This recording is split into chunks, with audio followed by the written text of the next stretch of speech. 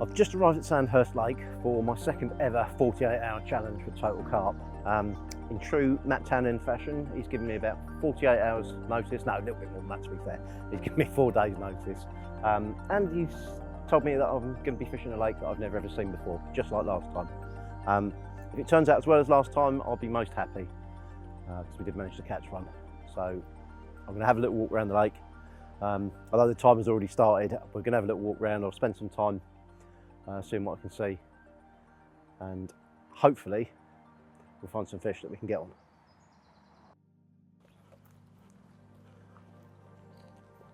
Yeah, this is my swim here, is it? Yeah. I like the look of this. Yeah, there's a clear spot there. Get on that one.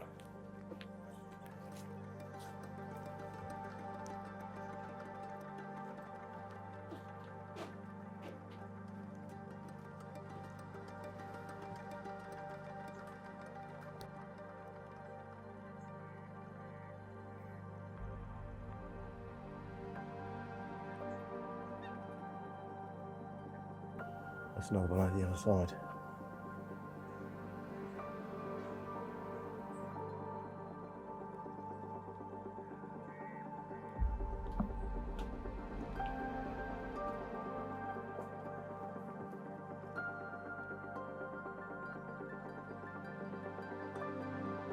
There's a little bit of bubbling just out there, 35-40 yards out, past the weed. And then there's another one just beyond it, a little bit further right.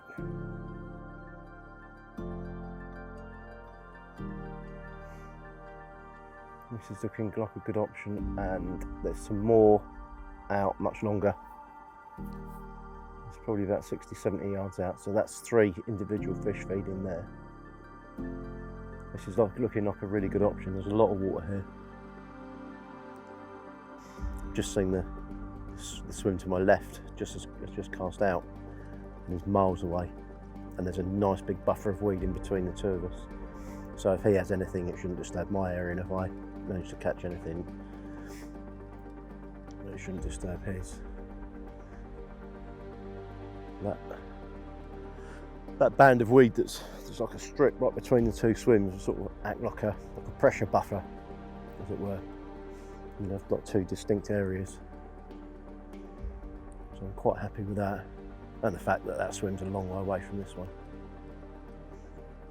Got day ticket waters, the swims are right on top of each other. Although this is looking favourite so far, I do want to have a little walk around the rest of the lake. But oh, there's another bubbler just out there. But while I'm in here, I'm going to take a picture of the tree line and mentally mark where I've seen the bubblers, because I'll be looking at a lot of swims on the way around. So rather than forget it, I'll just take a quick photo on my phone.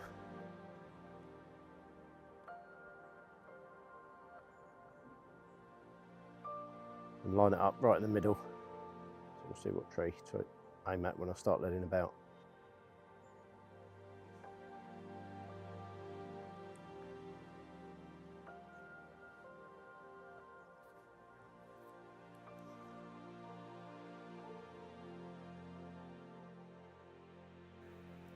I'm just looking around here. This is a little corner swim, and it's probably not where I'd want to put myself on a day ticket, because I don't want to get hemmed in, unless I saw a lot of fish down here. I don't really want to get hemmed in. I'm just having a look now for possible floater opportunities for the afternoon, or maybe for tomorrow.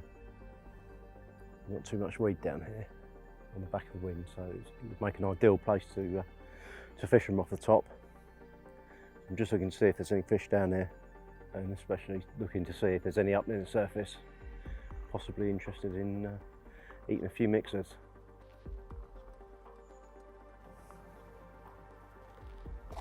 While it's really sunny at the moment, its visibility is a little bit difficult, especially with a little bit of ripple on the water. And we're not allowed to climb the trees here for obviously safety reasons. So I'm just taking advantage of a few steps at the back of the swim, so it's not always best to just go right down to the front of the swim and start looking. You can often get a better view from higher up if you've got a mound behind the swim, or if it's a dugout swim and you step down into it. It's worth having a little look from the top. You can sometimes see an awful lot more than you can from down in the water level. just got into the swim that's directly opposite where I've got my bucket at the moment. It's a big old weed bed, probably the biggest weed bed in the lake here. I've seen a couple of fish on top. Just saw one drifting across the bay with his back out, and I spotted another one just beyond the weed. It does look really good for a floater opportunity, although I'm going to have to use some heavy gear to try to catch him off the top here, because it's really weedy. The fact that it is really weedy probably means it's less likely that somebody's going to come in here directly opposite me. And even if they did, I think they'd be unlikely to be fishing over the top of all that. So I think where I've got my bucket is looking very good. I'll definitely keep this in mind for tomorrow, because there's fish here.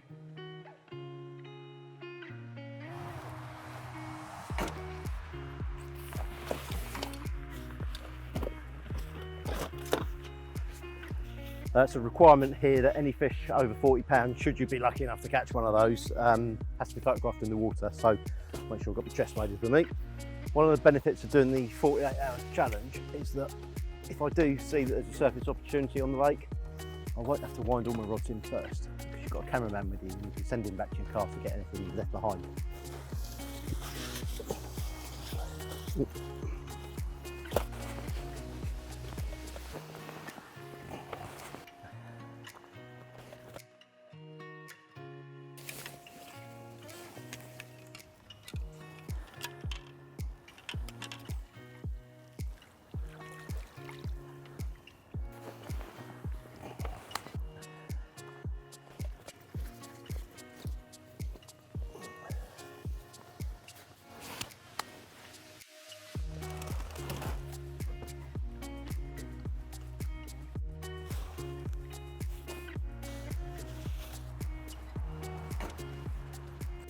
Oh, got it, sorry.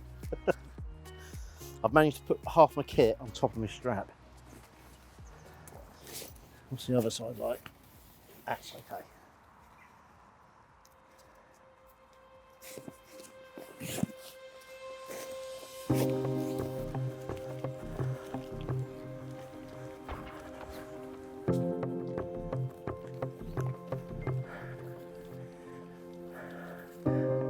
Atom bivvy, rod pod and a tripod.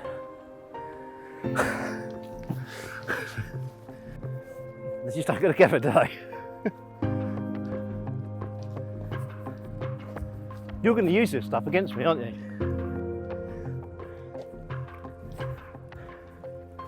I feel I can relax with you, Matt, and I feel that maybe I shouldn't feel that way about another man. Do you know what I mean? I feel I'm saying too much.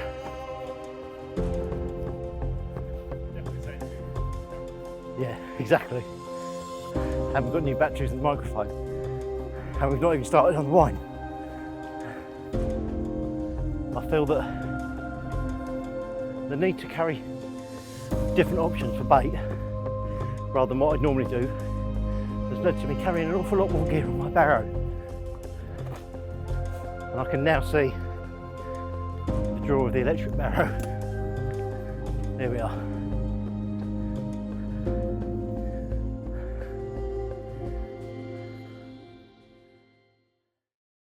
The wind is trickling in.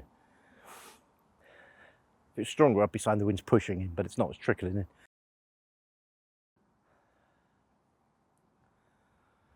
Well, having been all the way around the lake, this, yeah, although I can't see any of the bubbling now, this still looks like the best option to me. There's fish in the weed beds opposite. There's people fishing on the end of that, but I've seen a couple over there on the surface. The anglers over there actually fish quite local to me. They said they've seen fish just out beyond the weed. I've seen them out here. Seen them a little bit further up the bank, but all sort of like down this central bit. Not seen anything really at either end of the lake. And I'm not sure, but I think the chap to our left, who's just the other side of the weed, and I think the weed strip, I think he might have gone. So it is looking better and better. So I think certainly to start off with, This is where we're going to be. Eager as I am to get set up and get some rods out, I'm going to keep a close eye on the water because it's very ripply and I need to take advantage of any bubbling that I might see. So if I notice it going flat calm, I'm just going to spend a few minutes looking. And it could save an awful lot of leading about later on.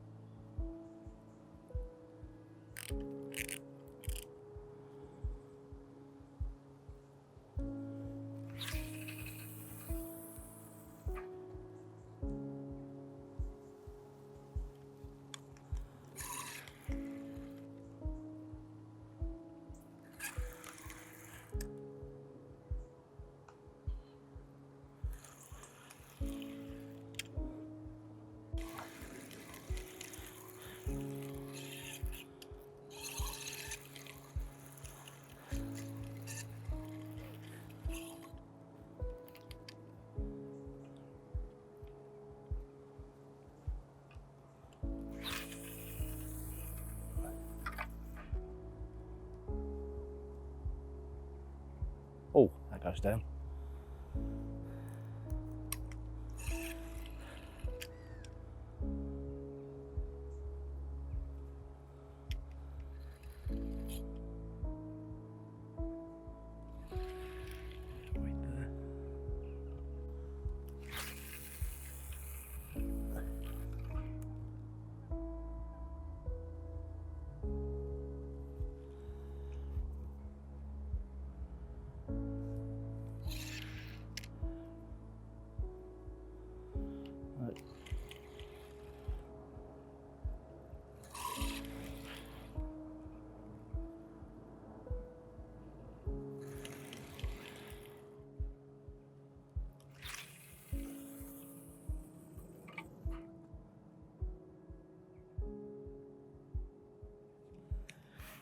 I'm just chucking this out to the longest spot where I saw some bubbling earlier on this morning. I'm getting a drop out there. I'm not getting any pullback, so it's definitely presentable. I'm going to try and find something a little bit clearer in that area. I'm sure there'll be something out there. There's always a drop. Just got to find it.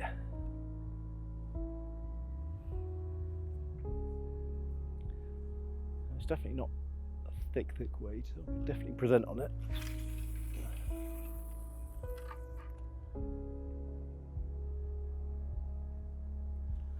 It's a very soft drop again.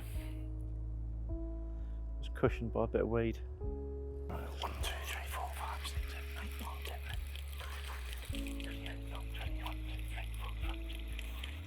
23, 4, 5, 6, 7, 8, 9, 41, 52, 51, 2, 3, 4, 5, 6, 7, 8, 9, 60, 1.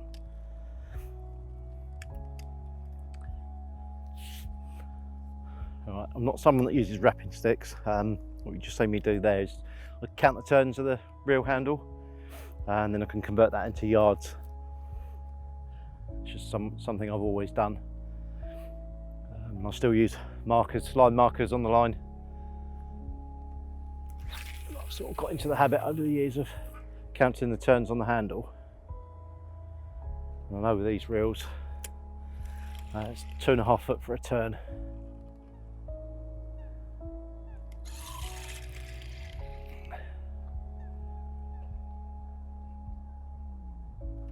Right, just drop that one a little bit shorter. That feels a lot clearer there. And that is actually probably about the range of the closer bubbling that we saw this morning.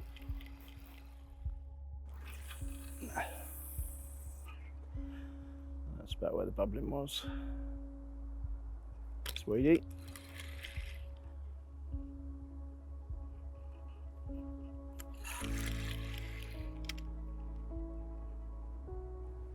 This is screaming out chods for me.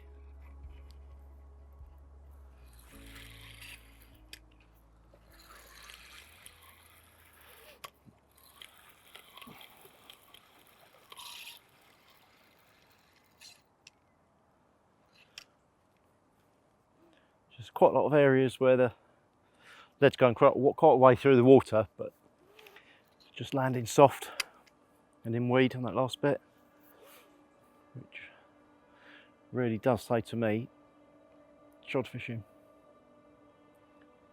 We'll persevere for a little bit longer though first, before we go down that road.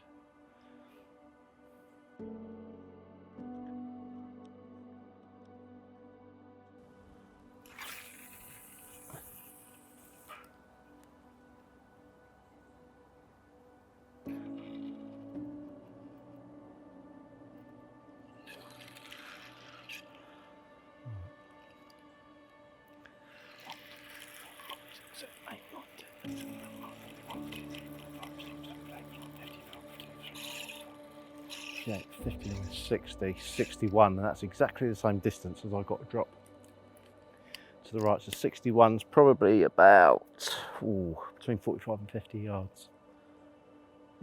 As I'm leading about here, I'm using the smallest lead that I can easily get the distance that I need to. I'm using a 2 ounce at the moment. It's important to use like a distance shaped lead, something that's really tapered.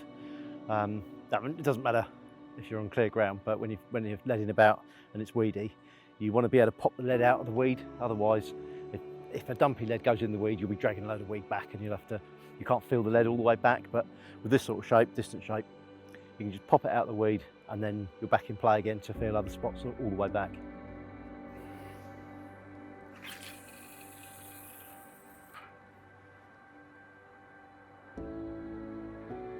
Definitely seems a little bit clearer there.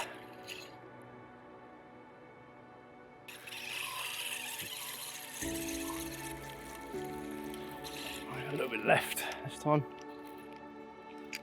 Same area.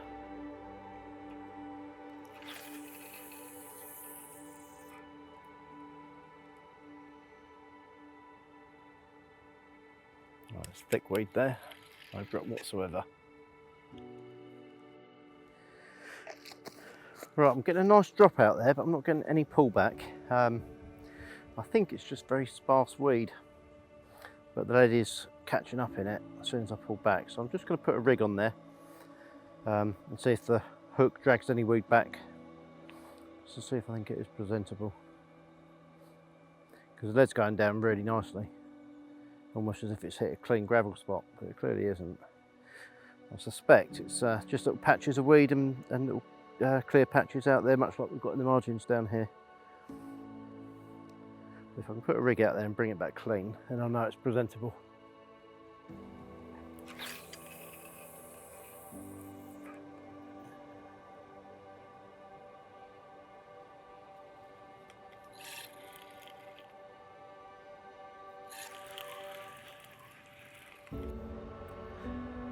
That's coming clear.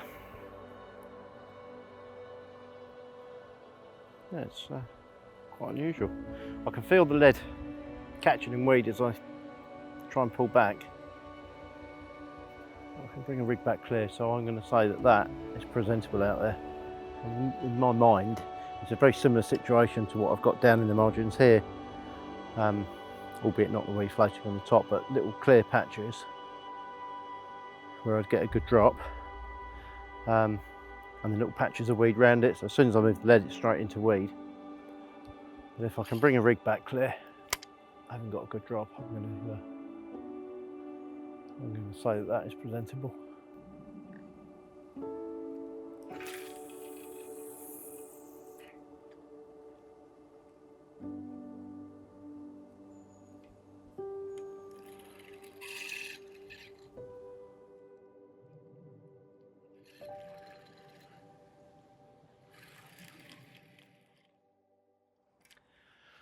Right, after an awful lot of leading about, I've found the spots that I'm going to be fishing to start off with. The one I'm most happy with, and the only one I'm really happy with, is in this little bay in the weed here. There seems to be like 2 ways in, and they go round another clump of weed, and just to the left of that, sort of right in the centre of the bay really. It's a lovely drop, real firm drop, and it's clean there, surrounded by weed, so I'm really happy with that one. The other two I'm not quite so happy with, but not entirely unhappy with. The middle one is going to be more or less straight out in front of the swim towards another piece of weed, so it's in a channel between two lots of weed. Lead goes down really nicely there. It goes down with a real proper clunk, but there's not much of a pullback. Sort of been racking my brain as to what is actually going on out there. I've come to the conclusion that there's weed out there, but it's sparse weed, and I don't think it's very long. I'm not bringing anything back on a rig. The lead's not bringing anything back, but you know, it's once the lead's landed, it goes down with a good old bang, and you know, 6 inches back, and it's locked up solid in weed. So I'm not 100% confident that that's going to be fishing to maximum effectiveness, but if not, we'll look at it tomorrow and maybe get the rake out and rake a little bit off, or maybe do something different rig wise. But for the moment, I think I'm happy that that's going to be fishing. Everything around it is a real soft drop, so it's definitely clearer than what's around it. And then on the right hand rod, there is another area exactly the same distance as the middle rod, exactly the same scenario. Good old crack down on the lead, and I was going to put that there, but I've decided to go a little bit longer on that one, little bit closer to where I saw some bubbling this morning. It's a much softer drop, but it feels a little bit clearer when I pull back. So you know, sometimes it is like catching little bits of weed, other times it's clear. It's definitely a lot softer out there, but it feels more of a silty bottom. So that's more middle of the pond, that one as well. So we're going to be covering like quite a distance left to right, and quite a difference, as in distance out from the bank. So you know, with it being a lake that I've never seen before and I'm not familiar with at all, I'm going to hedge my bets and try and keep things reasonably different. The left-hand one, I'm going to just stick to what I know, fish my way. I'm aware that the fish in here do often get caught on small, mixes containing small bits and pieces, pellets and corn and the like. But I'm going to stick to what I know from my weed fishing. It's surrounded by weed there, so that's going to get straight boilie on a hinge rig. The other two are probably too far to be sticking baits out, so I think I will probably bait those fairly similarly. The right hand one, I am going to go down the little bits and pieces route with some drop boilie, a few whole boilies, some pellet, bit of sweet corn, maybe even a little bit of ground bait in there and stuff like that. I'll probably put some cell stick mix in there, and a few liquids in there. Try and get a nice area of attraction going there. And the middle one, I am going to put it out with the spod rod, but that was going to have a higher concentration of whole boilie, so that's going to be sort of like a little bit between the two. And if we get a bite on one, we'll know what's working, and then we can move everything over to that. I should be slow enough to settle on top of anything.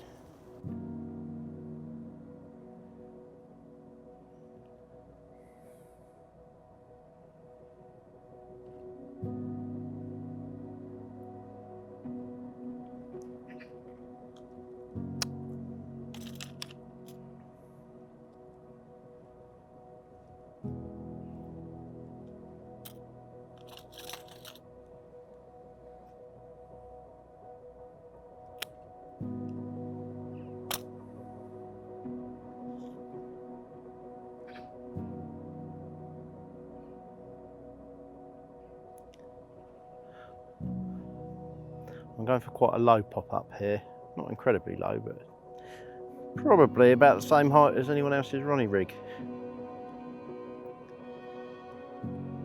Pop-up rig does have the advantage of being able to be tied high, or as high as I want, or as low as I want.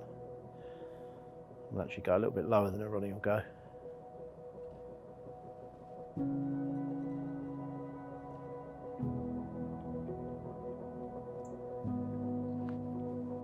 I'm not in any particular rush to get the rods out at all really. It's sun's out, not seen any activity for quite a while. I don't really think there's much chance of a bite, and having disturbed the water quite a lot with a fair bit of leading around, I don't think it's going to do this swim any harm at all. To just leave it quiet for a little bit while I get everything set up, get everything ready, get the bait all ready, and then put it out a little bit later on once the area's had a little bit of a chance to calm down. Middle rod, I want a normal rig on that one. Not quite as short as that.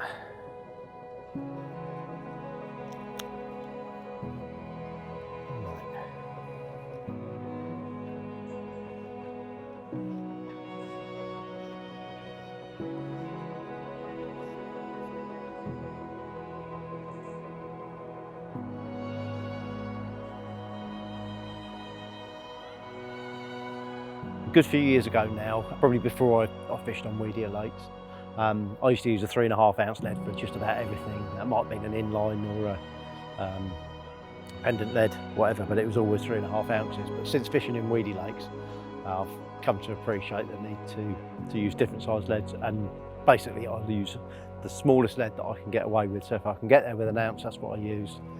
My right hand rod here today, it's 85 turns of my handle, so that's a good 70 yards out, so I'm on a 2 ounce lead for that. The other two are on 1.5 ounces because they're a lot closer. The reason for the light lead is that it's much more easy to encourage the fish up to the top, and I can bring them over the top of the weed rather than the weight pulling them down or encouraging them down and having to try and pull them through the weed.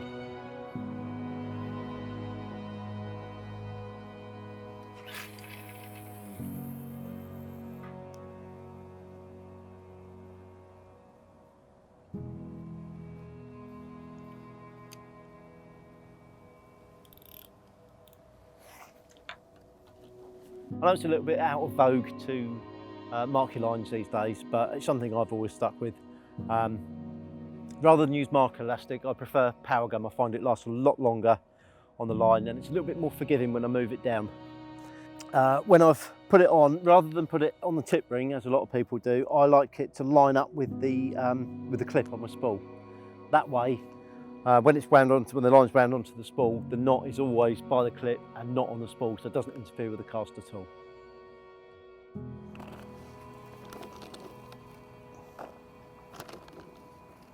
I find I'm a little bit susceptible to overbaiting, either when things have gone really badly and I feel, oh, I've got to get some more on the spot, or if they've gone really well and it's just going swimmingly and everything's going right.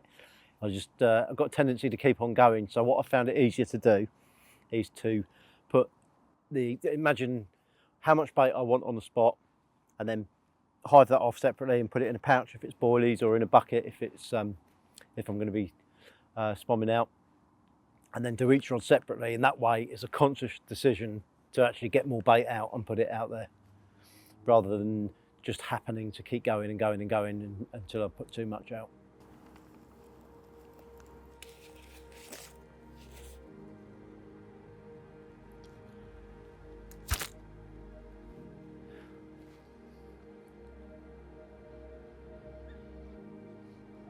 Seem to have attracted a few seagulls now, so I'll put the bait out with the catapult in between other stuff, wait till they go and put a few more out. It's nice to know that rod's within catapult range, though. Although there's not going to be any particle in my mix, because I'm not allowed to use them other than sweet corn. From my time of doing quite a lot of particle fishing a good few years back, I found it was much better to try and keep everything in the mix in similar amounts, rather than have one dominant thing such as hemp, or especially for, small food items which they can get fixated on, and they seem to be able to find it so easy to avoid everything else. So I'll try and use as much corn as I do large pellet, which will be in a similar quantity to the small pellets, similar quantity of chops and a similar quantity of crumb and a similar quantity of whole boilies.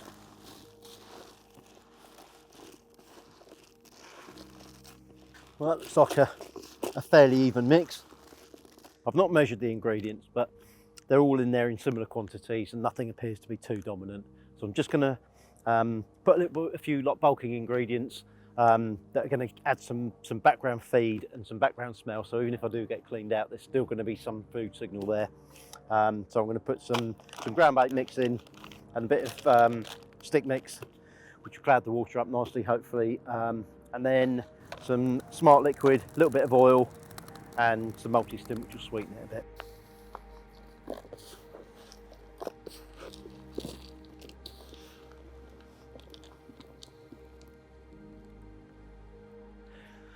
These gulls don't really seem to know what boilies are, which tells me that most of the time they're getting fished for or baited with spoms and spods. Most places where I fish, they'd be here homing in on them straight away. There's one dive there. There's a few just gathered around, so I'll stop there. But I've managed to get 4 pouches out there. That's really unusual. There.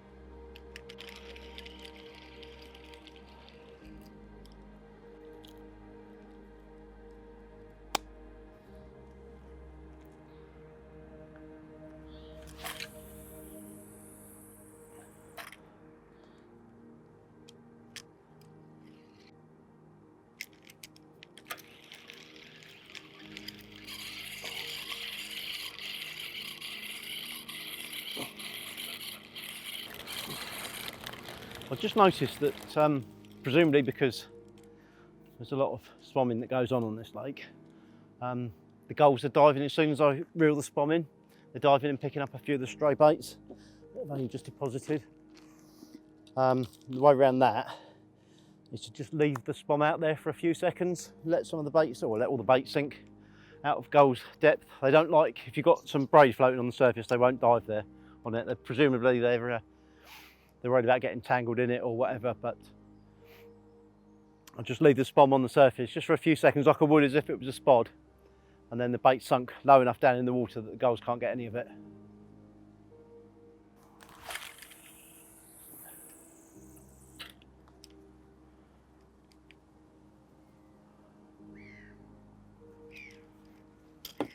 While they're preoccupied on that, I can get another pouch of bait out.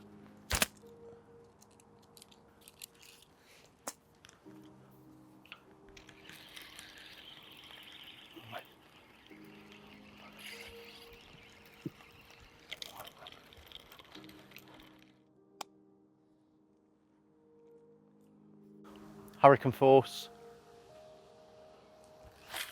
Oh, that's gone right now to compensate for the one that went left. That's all right. One in your swim's fine.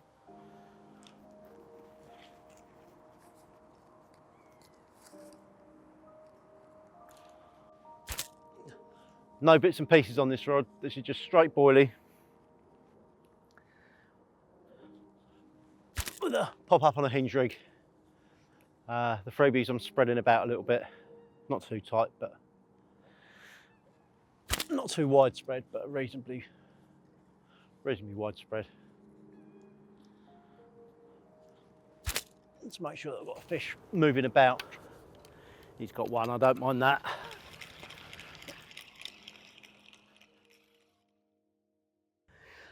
Well, I've put out what I want to on the right hand rod, probably a third of the mix that I've got here, maybe half. For the middle rod, I'm going to put that out with the spom as well, and I want to do sort of a halfway house approach on there, so I want a lot more boilie content than that one. So I'll just top up the bucket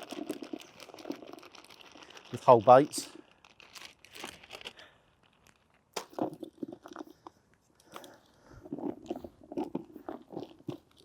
So this is more of a halfway house approach. Lots of whole baits in there and a little bit of bits and pieces.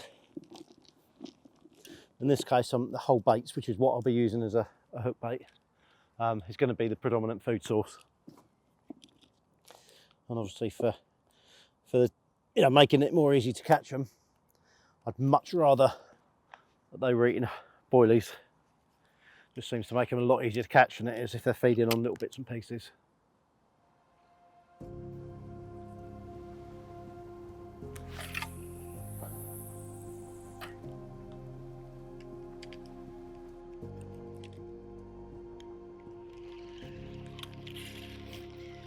Well, the bait certainly hasn't gone quite all on the same spot. There's been a few left and right.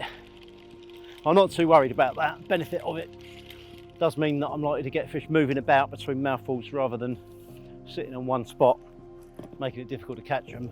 The other thing is, if I do catch a fish on any one of the rods, it'll be there'll be plenty of room to be able to put a second rod out there while still being on the baited areas.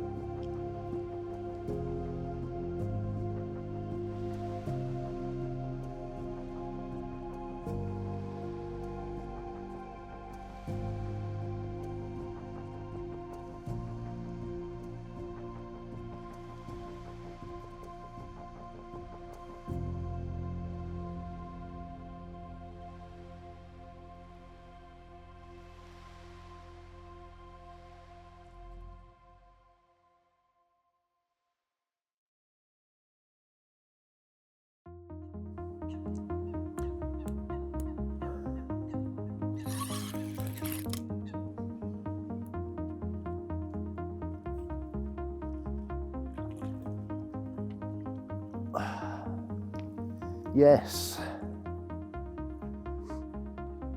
Yeah, that little lead's helped keep him up the top, and he's just come through the top layer of weed, no trouble at all. I don't think I'll be able to put a rig back out there though. That weed bed's completely different now. It's changed the shape of it completely. That's lovely. Scales for days. Beautiful. Son of armadillo, that one.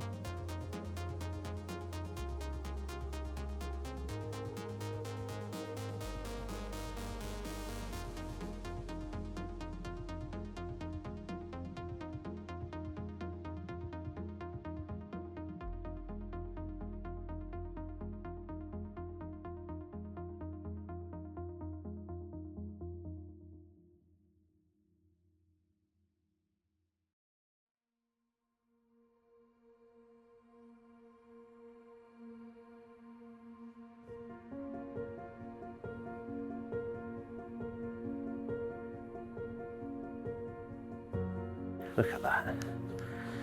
That's better than your average day ticket carp, isn't it? Last time around, I think I had a gold. Had a 30 pounder. This time, I'm going to say this is looking like a silver, but a much, much nicer looking fish.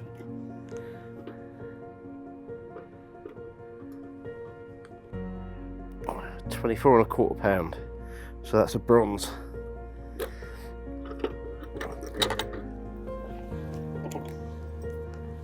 We're off the mark.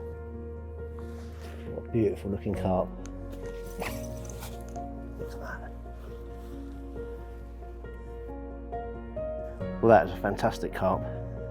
Lovely colours on it, loads of scales. Don't catch those every day. And certainly a lot better than your average day ticket carp.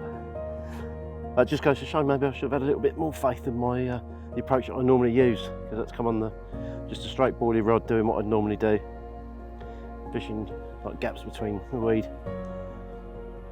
No spomming, no bits and pieces, just straight boilie, catapulted out. Produce this one. The side's equally as good. Spin it round, have a look at the other side.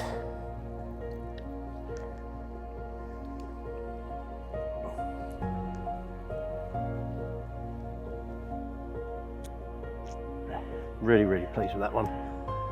Probably the best looking fish I'll catch this year.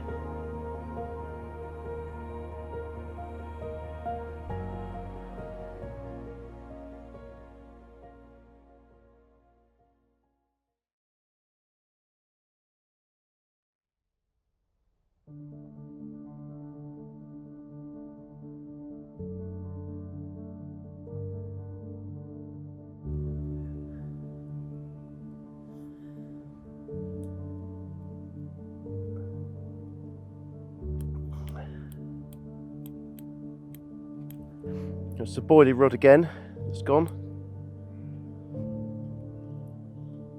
And this one feels an altogether different sort of beast though. This has got a lot of power, this one. It's actually managed to get in some weed now, but the majority of that fight, again, has been on the surface. Which highlights why I like to use little leads in weed. Because it's always a lot easier to bring them over the top of the weed or in the upper layers of it, rather than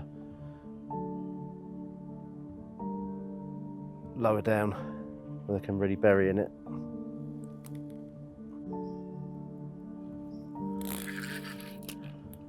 I'm going to put my neck on the line. I've not seen it yet, I've seen it splash, but that's about it. I'm going to say I think we're in silver territory here.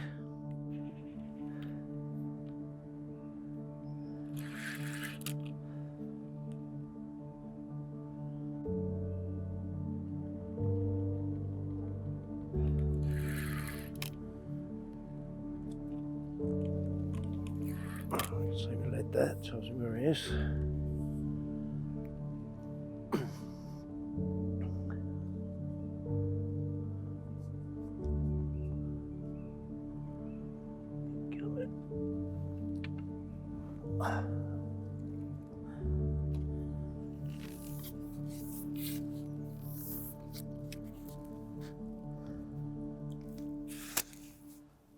Right, let's see what we've got.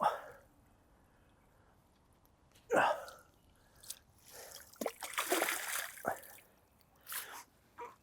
think that could be a bit bigger. It certainly seems to move a lot of water.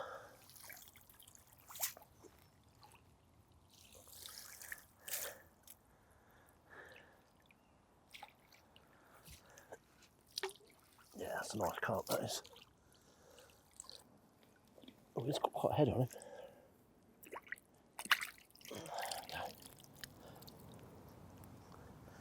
I'll try and unhook them in the water if I can. It allows me to get the rod back out, gives them a little bit of chill out time when I get the camera gear ready. If I'm going to leave the fish to just chill in the net for a few minutes, I'll always peg the net down, just to avoid disaster.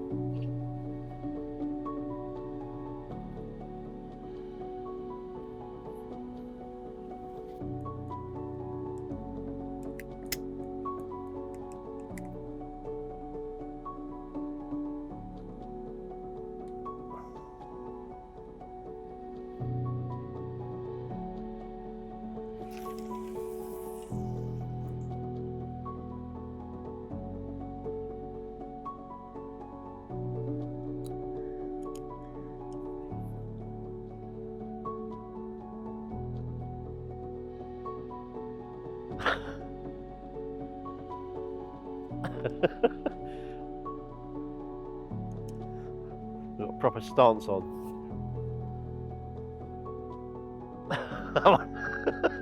The flailing arm.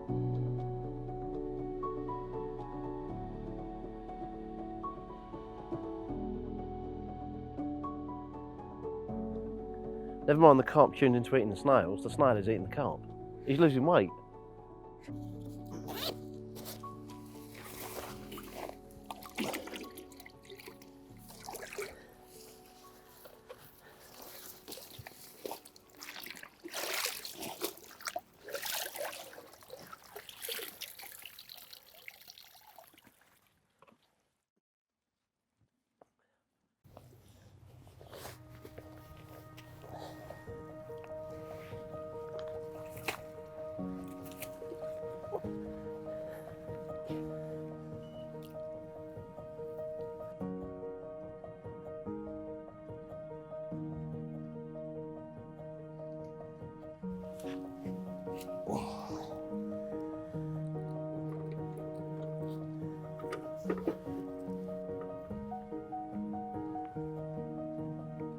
£28.5. We're not actually far off gold with that one, but we're well in the silver. Well, that's another really nice Sandhurst carp. Caught on a boilie approach. Hinge rig. Quite a blatant pop up. On a spreader cell.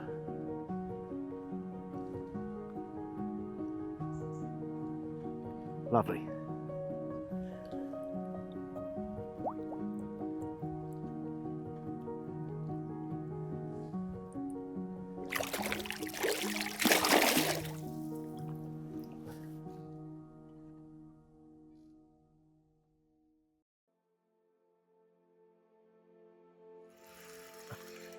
How's that for a turn up?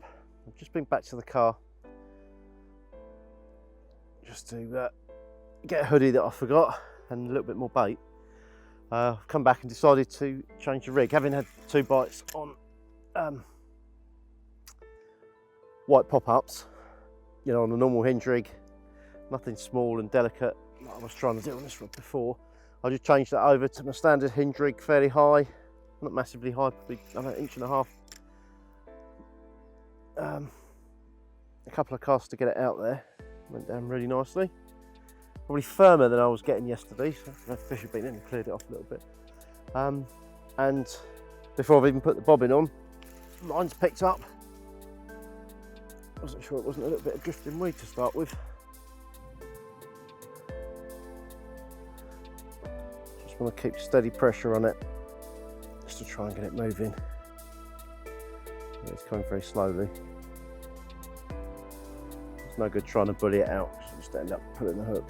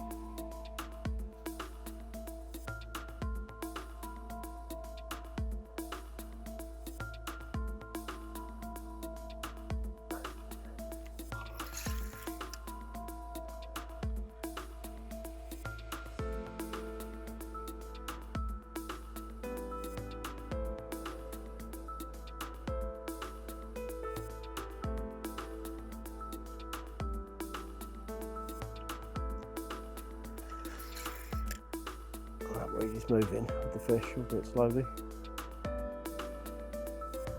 Just keeping steady pressure on the fish normally gets them out.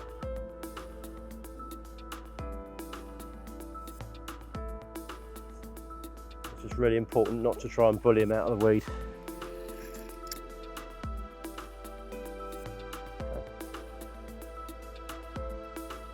Also got to remember to slacken my clutch off when they finally pop out of the weed, because obviously I've had my clutch up tight to try and pull the weed in, and then once they're clear, I suddenly got a burst of energy and can move about again. So if you don't slacken off, you can come undone.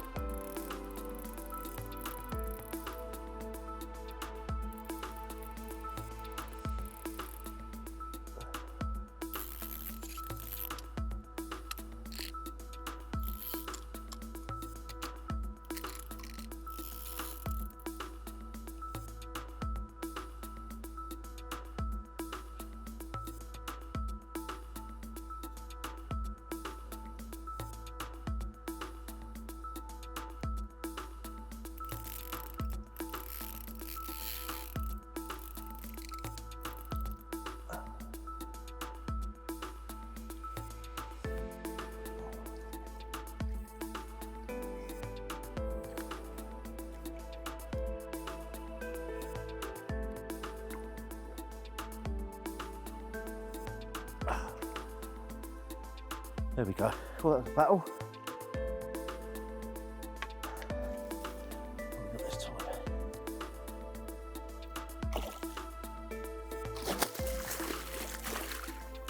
It's another mirror, and quite an angry one by the looks of it.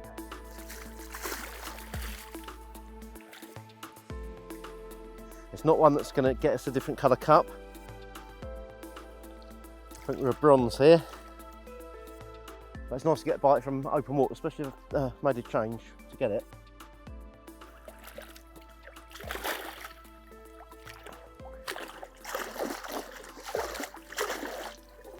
If he's going to thrash about like that, I'd much rather he did that in the water rather than out of it. Just wait till he's finished before we attempt to lift him.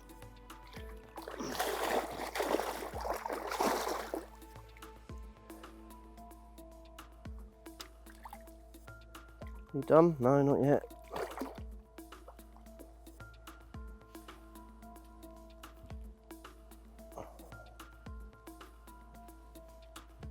Okay. I've just changed into a white pop-up, which I've had the other 2 bites on. Seems to have made a difference. I'm really impressed with these Sandhurst carp. All lovely and dark. Really nice shape to them. And quite a bit of variety as well. Not had any commons yet, but I much prefer mirrors. So I'm quite happy with what I've caught.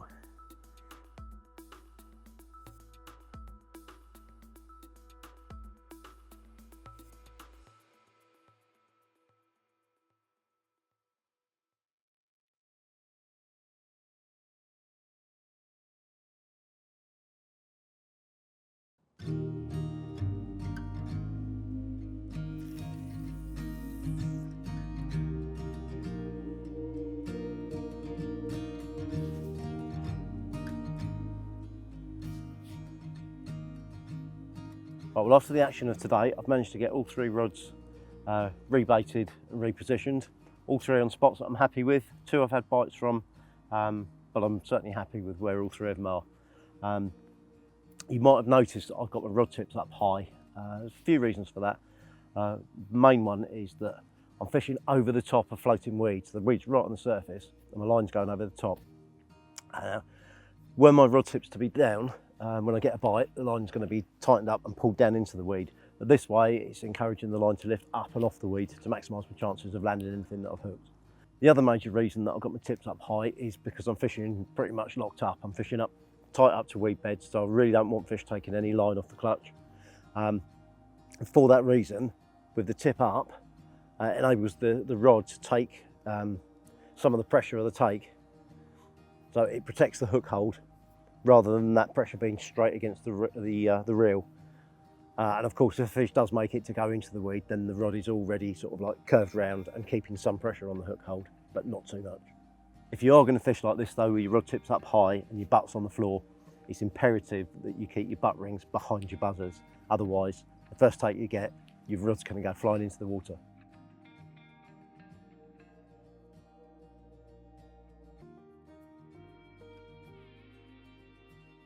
The first full day of the trip's nearing an end. Barbecue's on. It's been a busy day, so I think I deserve a bit of a break now. Some nice food. But while that heats up, good opportunity to talk about rigs. Now, this is the rig that I've been using for the whole trip. Essentially, it's a hinge stiff, but just slightly different in that I've used an Albright knot to attach the boom to the stiff link material. It's a rig that I've been using for, well, it's probably over 20 years now. And it's my go-to pop-up rig. At that and a Child are the only 2 pop-up rigs I use.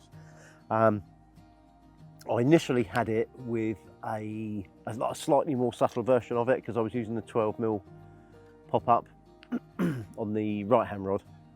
So that had a size 6 hook on there. To facilitate the size 6, I had to, I mean, they've got big eyes, these hooks. But I had to use a 20-pound stiff link material. But this one's a size 5 for a 14mm pop-up. Now, I used 25 pound on that. Were I to be using a 16mm pop-up, I'd just up the hook size again and go up to a size 4, just to keep everything balanced and sort of in proportion. Now, the benefit of not using a swivel in the arrangement is that, and the Albright knot means that I can tie them really, really low if I want to. So a lot of the time I'll use it the same as I would a standard hinge rig, you know, a couple of inches, 2.5 inches even. But I can tie this, you know, down to as low or even lower than a Ronnie. So it's a really, really versatile way of fishing it. One of the advantages of being able to fish a pop-up presentation so low is that in a situation where I think that a bottom bait might be more appropriate, or maybe I'm fishing like a high pop-up and I haven't had a bite when I think I should have done, I can change over to the very low pop-up. It enables me to maintain all the superior hooking qualities that a pop-up rig gives me, but with the subtlety and unobtrusiveness of the bottom bait. This session I've been fishing it, it's probably, I don't know, about 1.5 inches off the deck, the pop-up is, something like that. And I've now changed that to all 3 rods. I had the first 2 bites came on that, on the left-hand rod, so when I wound in to go and get supplies, I changed the right-hand rod over, because I was going to change over to the same hook bait, the white hook bait. I changed that over and went slightly, the other one was a little bit lower, changed to the slightly higher pop-up. A white 14mm cell on that one as well. And that one went within a minute or 2 of it being cast out. So really happy with my rig choice. Got those on all 3 spots now. Maybe one of those traps will be sprung during the night.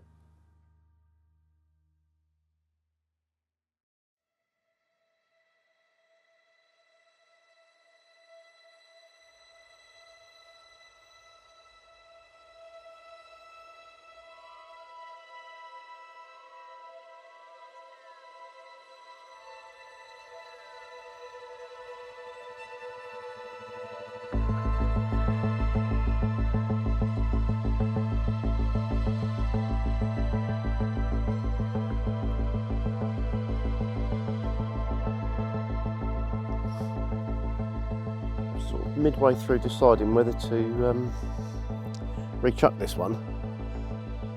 I had a few bleeps earlier, bobbin lifted up and then dropped straight back down. There's a young coot out there, and I was thinking of rechucking, especially as I caught yesterday on this rod, within a minute of putting it back out there. But I was we were only like an hour and a half of the session left. I didn't really want to disturb the area, and I've caught plenty of fish before that have been picked up by, but the bait's been picked up by coots, and 9 times out of 10 that's going to drop nice and clean anyway. But the bobbin hadn't moved or hadn't changed position after it settled. It was back to the same place, so it might well have just been hitting the line. And I'd sort of just pretty much resign myself to not rechucking it and just leaving it to fish for the last hour and a half rather than recast. I might have got away with it in 1 cast, but it also could have been 10 casts and not disturb the area too much. So yeah, it looks like leaving it was the right decision.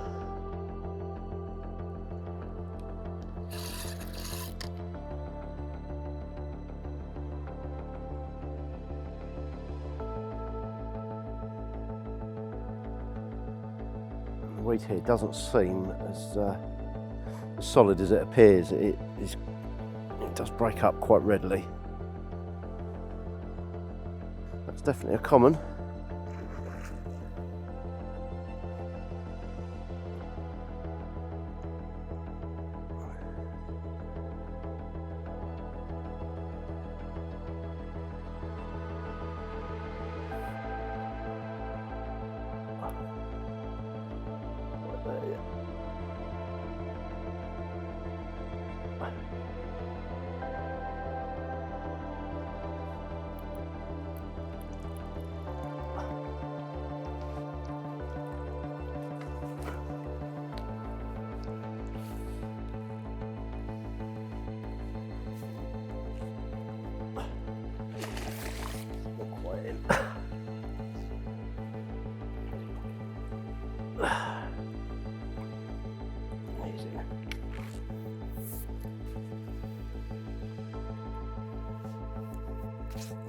I think he's in.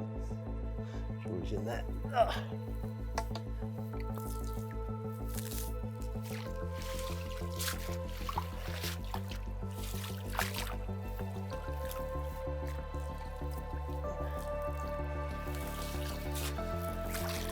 Oh, yes, that's a nice way to end it.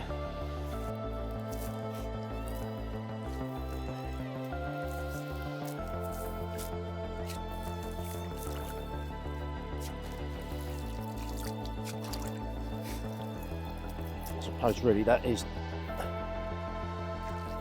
a perfect example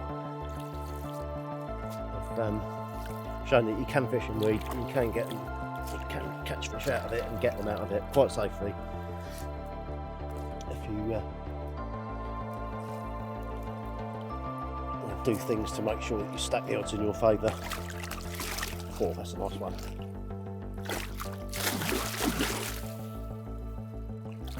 Get into that.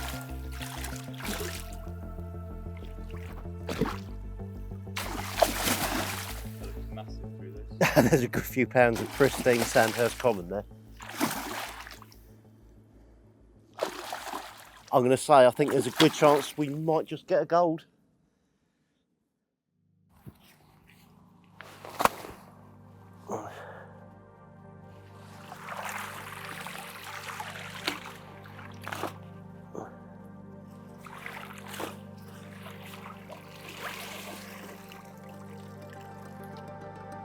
Now I've got all the weed off it, I can see that great big tail that I can see out in the water is attached to a great big common carp. That's perfect end to the session, I think.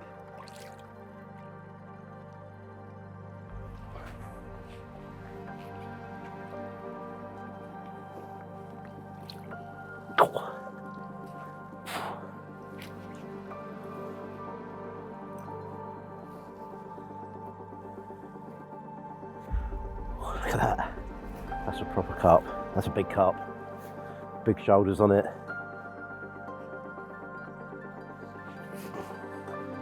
Quite big tail. Yeah, that is a great way to finish off.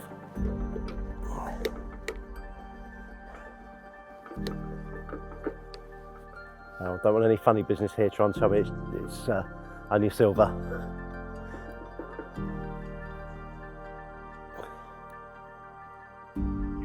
Got platinum. Oh,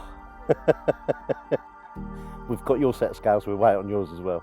38.5. Oh, lovely. Superb.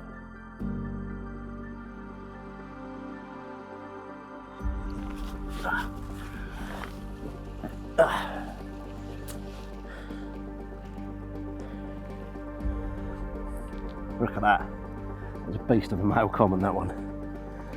What a great way to end the trip. It's gone absolutely according to script. We start off with the bronze, then we had a silver, and we've ended up with gold on the rod that I was thinking about recasting because a coot picked it up. Beautiful carp.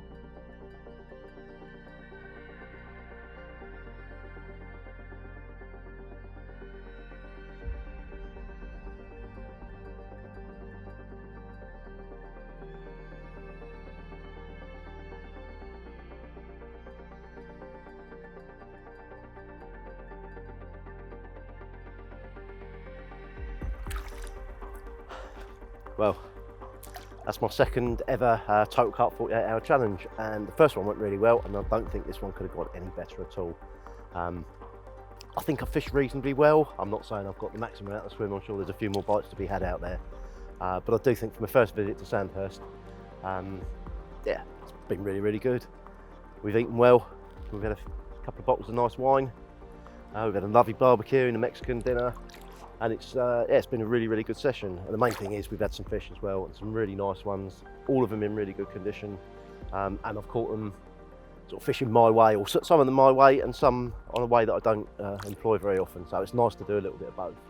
But yeah, it's my sort of lake. It's not what you'd expect from a lot of day ticket waters. This is it's a real lake with real carp angling challenges. You've got all this weed, floating weed, and it's proper fishing. You've got to angle for the fish. It's not the sort of place where you can just chuck rigs anywhere and you'll catch. But put the work in, and you'll definitely catch them. And that's part of the appeal for me. This is the sort of fishing that I really like to do, and I'm definitely going to come back.